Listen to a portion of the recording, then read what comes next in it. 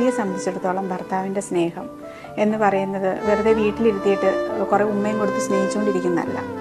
ഭർത്താവിനെ സ്നേഹിക്കാൻ പറ്റും. വീട്ടിൽ കൊണ്ടുപോയി കുറേ മത്തിയും കുറേ നെയ്മീനും ഒക്കെ മേടിച്ച് കൊടുത്ത് അതൊക്കെ കറി വെച്ച് നീ കുക്ക് ചെയ്തോടി നല്ല ഭക്ഷണമൊക്കെ ഉണ്ടാക്കി കയറി വരുമ്പം പുഞ്ചിരിച്ചുകൊണ്ട് നിൽക്കുന്ന ഭാര്യ വരവേറ്റ് ഭർത്താവ് കെട്ടിപ്പിടിക്കുന്നു, സ്നേഹിക്കുന്നു, കെട്ടിപ്പിടിച്ചുറങ്ങുന്നു, പിള്ളേരെ നല്ല ക്യൂട്ടായിട്ട് അങ്ങനെ പോകുന്ന ഫാമിലീസ് ഉണ്ട്. പക്ഷെ അതിനേക്കാൾ ഉപരി ഈ ഭാര്യയുടെ മനസ്സറിയണം.